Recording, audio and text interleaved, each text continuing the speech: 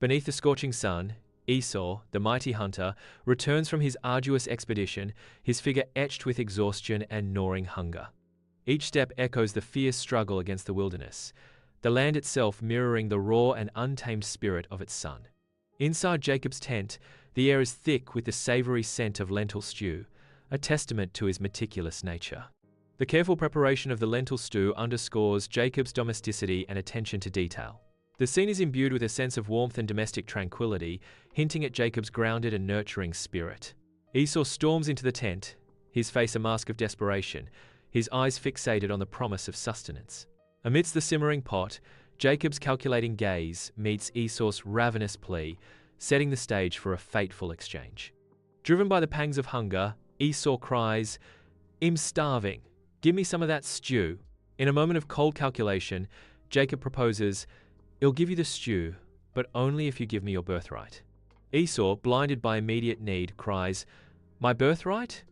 What good is a birthright when I'm about to die of hunger?" "Fine. It's yours. Just give me the stew." With a chilling demand, Jacob insists, "Swear to it." In a final act of surrender, Esau cries, "I swear. Now, hand it over."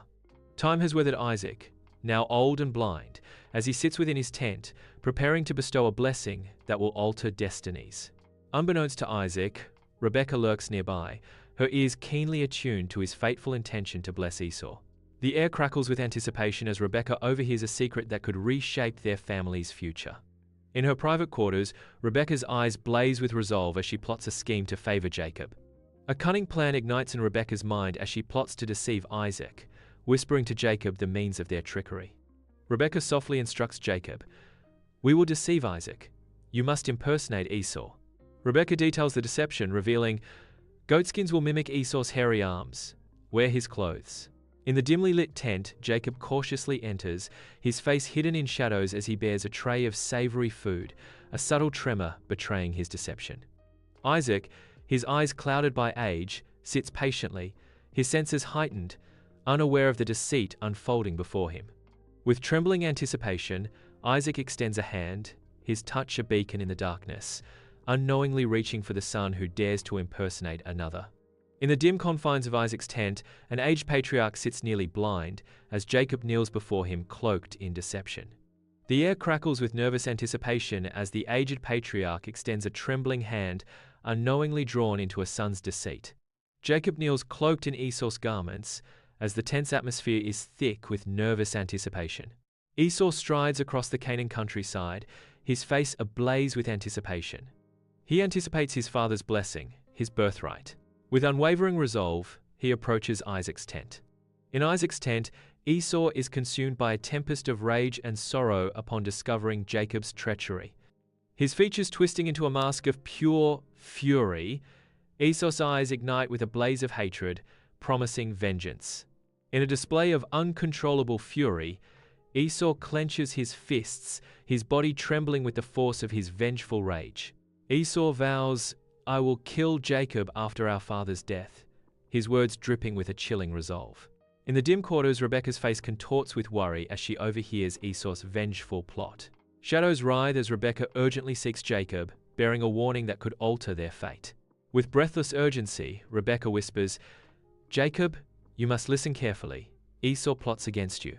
In hushed tones, Rebekah reveals, "You must flee to my brother Laban in Haran. It is the only way to escape Esau's wrath." In the vast Canaan countryside, Jacob embarks on a solitary journey, leaving behind the warmth of his family. The landscape is barren, an echo of Jacob's uncertain future as he ventures into the unknown. Alone against the horizon, Jacob's small figure underscores the daunting task that lies ahead. A weary traveler, Jacob arrives in Haran, the scorching sun casting long shadows across the desolate plains. In the distance, a solitary figure tending sheep offers a glimmer of hope. With a mix of relief and anticipation, Jacob recognizes his uncle, Laban, a beacon of hope in a desolate land.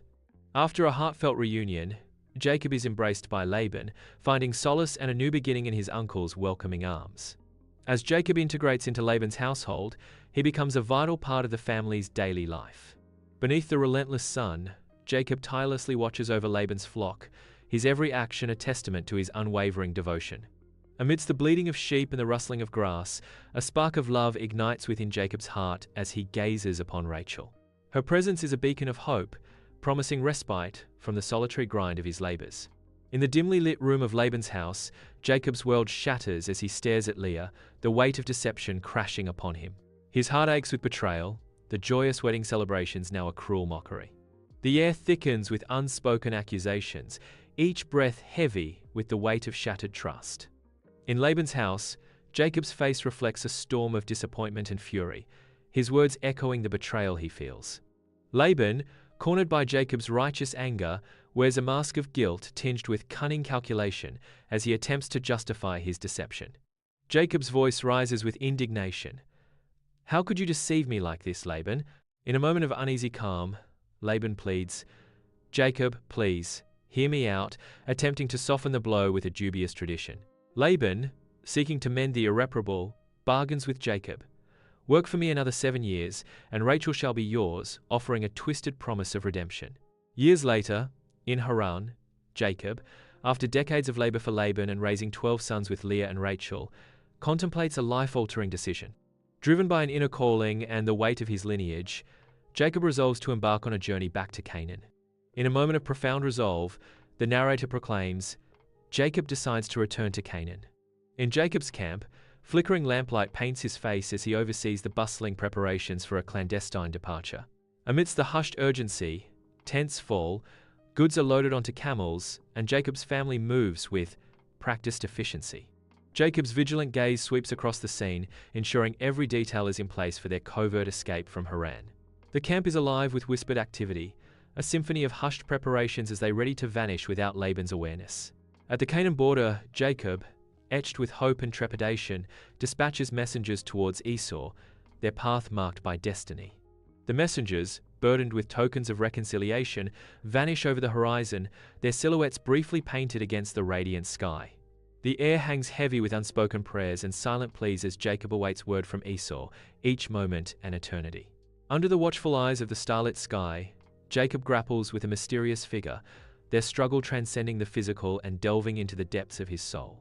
Muscles straining, breaths ragged, Jacob fights not for victory, but for the essence of his being. In the heart of the desperate embrace, unseen energy crackles, symbolizing Jacob's internal turmoil and spiritual awakening. In this divine crucible, Jacob finds not defeat, but a new identity. Israel, blessed and transformed. Under the pale light of dawn, Israel scans the Canaan countryside, his visage etched with worry. With meticulous care, Israel divides his family and flocks, a desperate strategy to mitigate the impending storm. Each division is a calculated risk, a silent prayer for survival against the approaching unknown. In a tense encounter, Jacob witnesses Esau's imposing approach, shadowed by a formidable assembly of 400 men. In a profound gesture of deference, Jacob bows deeply, his posture a silent testament to his humility and respect. The silent bow speaks volumes, a visual plea for reconciliation amid the palpable anticipation of what's to come. In a moment defying expectations, Esau sprints towards Jacob, a whirlwind of unresolved history about to unfold. Esau's embrace transcends years of estrangement, melting away the icy grip of resentment with a gesture of absolute forgiveness. The chasm of years collapses as the brothers are reconciled, their reunion a beacon of hope amidst the shadows of the past. Beneath the relentless Canaan sun, Jacob and Esau journey together, each step stirring the dust of unspoken history. Animated gestures punctuate their dialogue, a dance of reunion and simmering unease, hinting at the unresolved echoes of the past. Under the watchful gaze of the sun, shadows lengthen and shrink, mirroring the ebb and flow of their strained brotherhood. In a moment of unspoken accord, they halt, a silent understanding passing between them, marking the end of their shared path. In an atmosphere of solemn reconciliation, they part ways peacefully, each brother stepping into his own destiny. In the promised land of Canaan, Jacob establishes his family, marking a new chapter filled with hope. The land, vibrant and fertile, mirrors the promise of growth and prosperity for Jacob and his descendants. Symbolizing a fresh start, Canaan offers Jacob a sanctuary to nurture his lineage and forge a lasting legacy. Against the canvas of a setting sun, Jacob stands silhouetted, his figure etched with the tales of a life embraced in its entirety. His weathered face, a map of time itself, bears the imprints of hardship and joy, reflecting a soul tempered by the trials of existence. With a grateful smile gracing his lips, he surveys the land, a silent acknowledgement of the blessings woven through the tapestry of his journey. In a voiceover filled with reflection, Jacob reflects, "I have wrestled with angels and men, known betrayal and forgiveness, and found blessings in the most unexpected places. I am grateful."